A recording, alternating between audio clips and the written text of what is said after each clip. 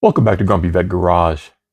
Car theft has always been a problem, but with the advancement of technology, it's become more difficult for the common car thief to steal a car and then actually resell it. For this reason, domestic car thieves typically only steal cars to actually get the parts off the vehicle. This is different compared to thieves that work in an international system that are actually trying to steal vehicles to export them out of the country. Exportation of stolen vehicles is a huge problem, but what you're more likely to see in the used car market in the United States is cars that have been stolen and had their VIN swapped.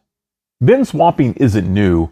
It was much easier to remove a VIN plate from a vehicle when they were just simple aluminum plates riveted to a dash structure. Example, on a 2G DSM, the VIN plate is just riveted to the dash pad. It's not even riveted to the car. You can remove the dash and it takes the VIN plate with it. VIN tags have become much more advanced since the 1990s, but despite this, VIN swapping is actually making a comeback in the United States in the used car market. Laser etching, high quality printers, print on demand where you can actually order a new VIN plate or VIN tag has become very easy, but just like anything else, this can easily be manipulated by criminals to take advantage of honest individuals. Before going too far, I want to go over what a VIN is. It's the vehicle identification number. It's a 17-digit number, and it's kind of like the car's fingerprint or its social security number. This number is used to track insurance, track registrations, and also track vehicle history. So beyond just swapping the actual identification tag on the car, there are two main ways that thieves accomplish the VIN swapping scam. First is through document forgery. This typically ends up being with a fake title generated and then transferred through multiple states to actually get a clean, authentic title for that car with the new fraudulent VIN number. The second method uses a salvage vehicle's title to use that as the clean VIN number to put on a stolen car. The first method with document forgery is more difficult, requires a little bit of skill, but also has a lot of risk. But once that VIN swap is done, these vehicles can be sold even to dealerships. Some dealerships like CarMax and Carvana even have purchased stolen vehicles that have been VIN swapped with forged documents and had no way of knowing that they were unwittingly selling stolen vehicles to the general public. The second method works with thieves stealing a car and then VIN swapping it with the VIN from a vehicle that's legally owned, whether it's a salvage vehicle or a normal running vehicle, but it's going to be of the same make and model. They create counterfeit tags and labels and place it on the vehicle, and then now that vehicle has taken the identity of another vehicle or potentially a salvage vehicle.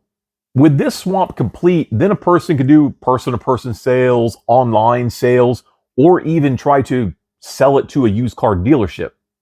Both of these scams are often paired with identity theft as well. That way, the criminal activity can't be linked back to the individual criminal. The reason this activity is becoming more common again is simply demand. New cars and honestly used cars are very expensive in many cases, and people are always looking for a good deal, a way to save a little bit of money. Criminals prey upon people looking for a good deal, and they show them something that in many cases is too good to be true, but people jump at these deals. So really, like any other scam, the way to protect yourself is to know what to look for.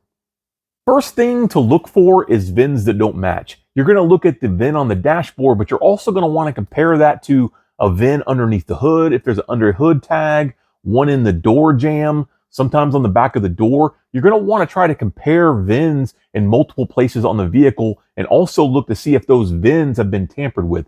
Do they look legit? Do they look like they've been peeled off and there's a new one placed on it? These are all things that you want to look at.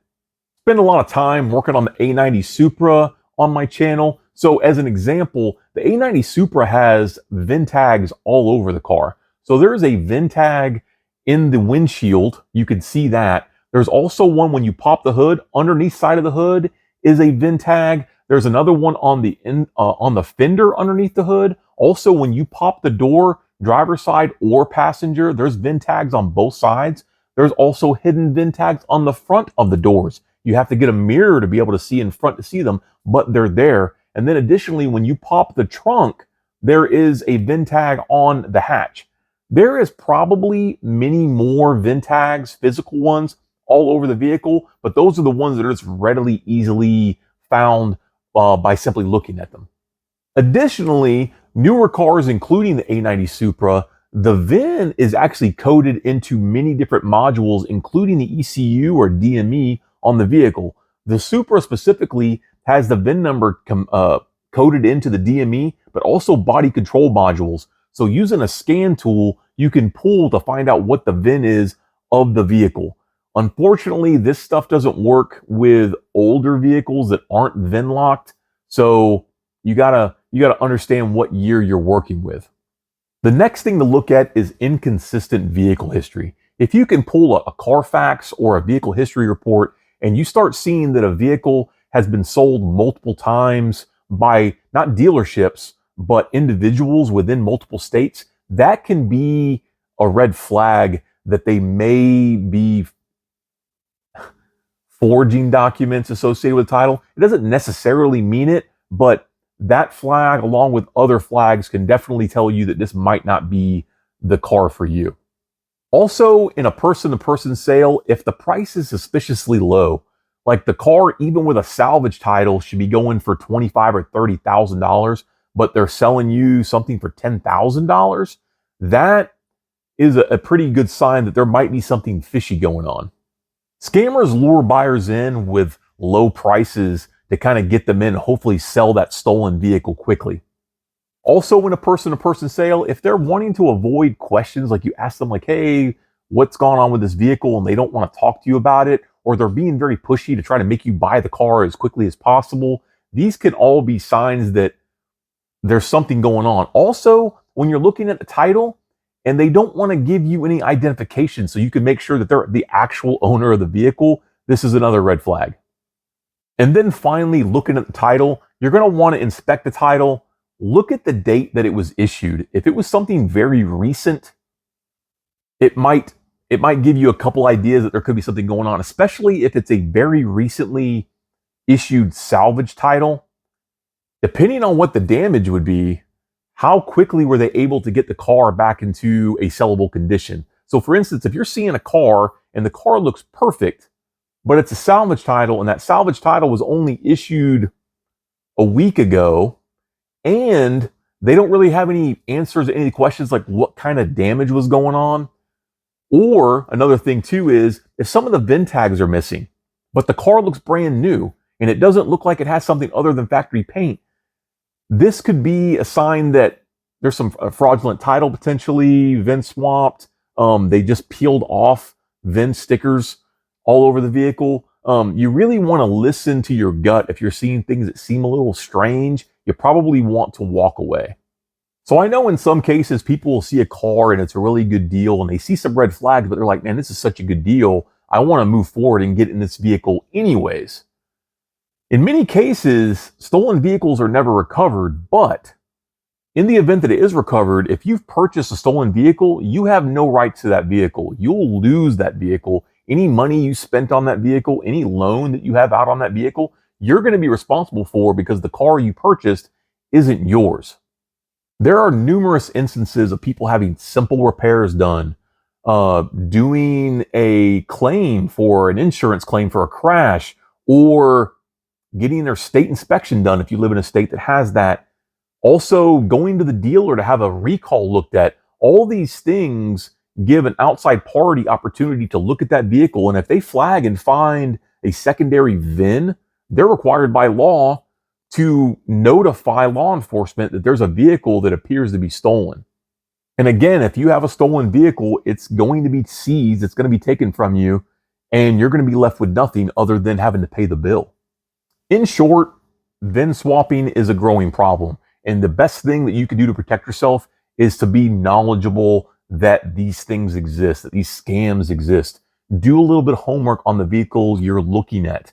Where are their VIN tags? Where our identification on this vehicle. And if you start seeing flags that this is a deal that's too good to be true, in many cases it is, and you should walk away. I hope this video was able to help you be more aware that VIN swapping is a real thing, to help you protect yourself from being victimized by these scammers selling stolen cars. But if you like this kind of content, please consider subscribing to Grumpy Vet Garage, liking this video, sharing this video. Additionally, we have a Grumpy Vet Garage merch store. We have t-shirts and hoodies, both zip up and pullover hoodies. By all means, go on there and get something for yourself. It really helps out the channel to grow. If you want to get a hold of me, you can do that through the comments of this video, but you could also reach out to me on my Facebook page and Instagram. But as always, thanks for coming and seeing me in my garage, and until next time, have a good one.